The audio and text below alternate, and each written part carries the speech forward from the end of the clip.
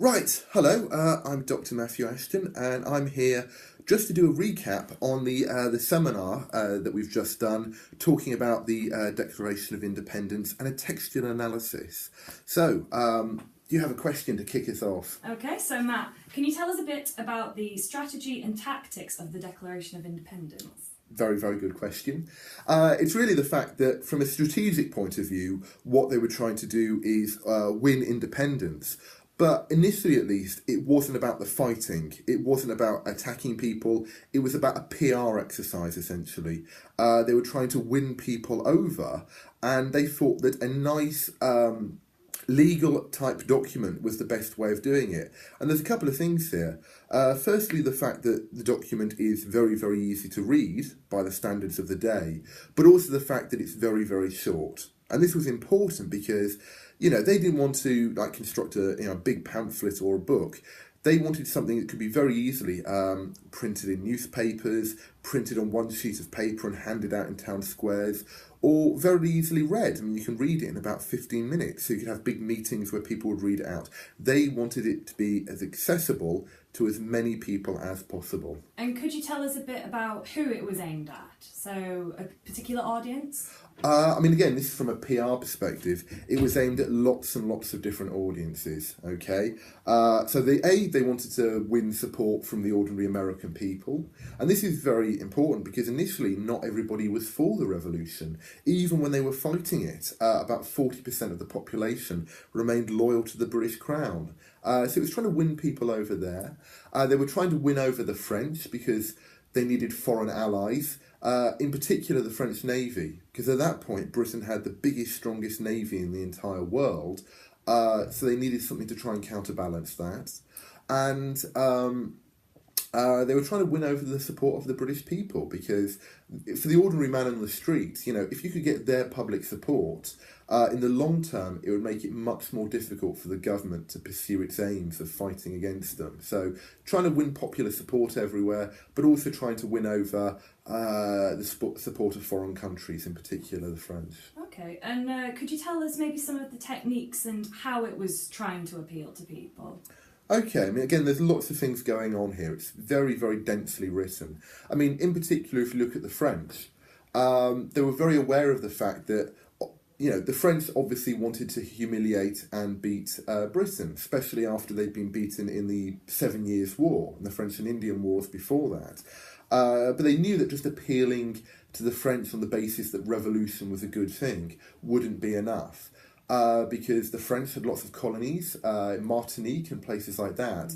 So they didn't really want to sort of say to the French, yeah, revolution is a great idea, you must support this.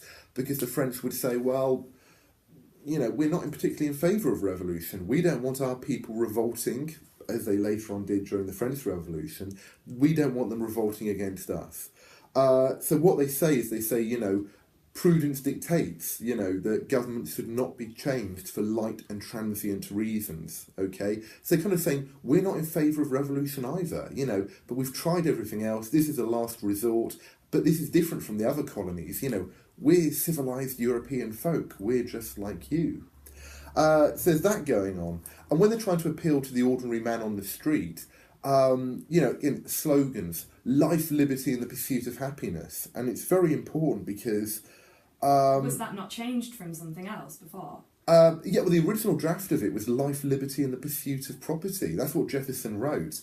And the other founding fathers made him change it because the feeling was, again, we're trying to appeal to as many people as possible. And a lot of people don't have property. So they'd say, well, we haven't got property, we're not likely to get property. What's in it for us? Why should we get involved? Whereupon life, liberty and the pursuit of happiness, it's a great slogan. It'll go on a flag, people can shout it when going into battle. It's what Isaiah Berlin referred to as hurrah words. These are things that everybody wants life, everybody wants liberty, everyone wants the pursuit of happiness. So it's stuff that everybody can get behind. And while we're on the topic of appealing to everyone, there's a certain part of the text where it talks about the creator. Could you go a little bit more into depth about that? Absolutely. Again, they talk a lot about rights and saying, you have rights that are being crushed by the British Crown.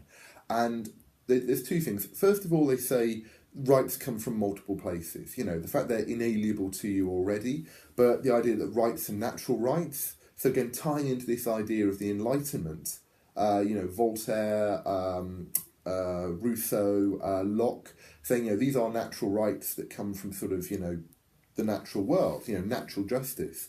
But also trying to appeal to the religious crowd when they talk about the creator and God-given rights.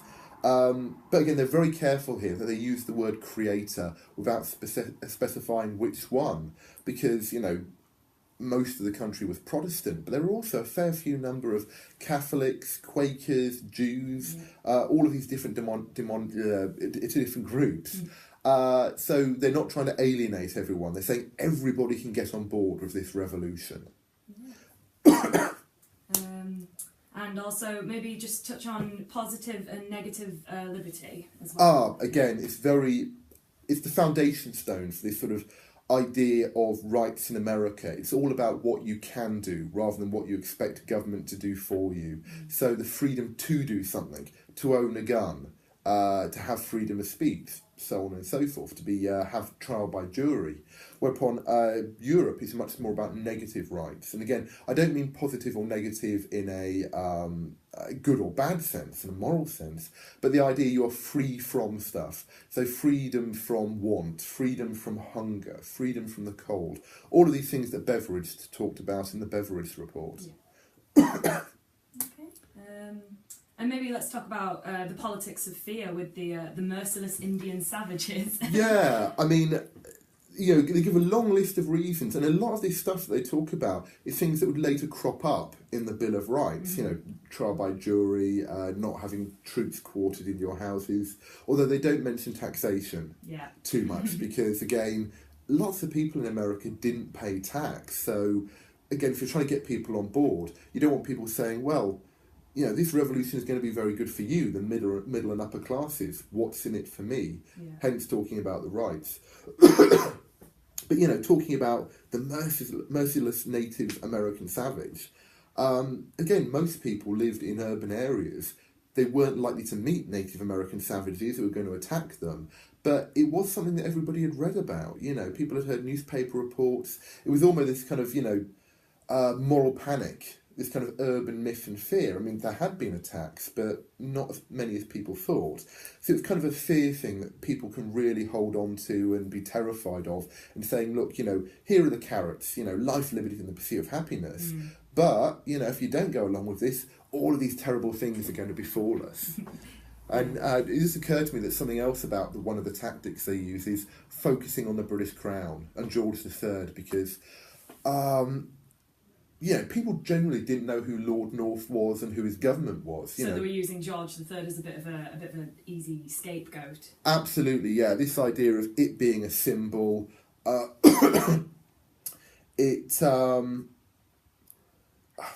best to phrase this? You know, his statue was everywhere. Yeah. Everybody kind of knew who he was, and it's much easier to basically, you know, kind of direct people's fear and hatred towards a tyrant. Rather than saying here's a bunch of anonymous government ministers or all these kind of theoretical policies. Again, politics of fear going on there. It's very clever. Yeah. Okay. Right, yeah. Any other questions or queries about this? I think we've touched on... I think we've covered a lot of stuff in this seminar. One final thing is right at the end when they talk about, you know, wanting to remain friendly with their British brethren. Because... you know, they knew that if the revolution was successful, they would still have to deal with the British Empire. You know, it was the biggest empire on the planet. They controlled all the shipping routes. They controlled global trade. So if they wanted to sell their products in Europe and elsewhere, India, raw materials or whatnot, they had to do it via the British Empire. So they say, you know, we hold you like the rest of mankind.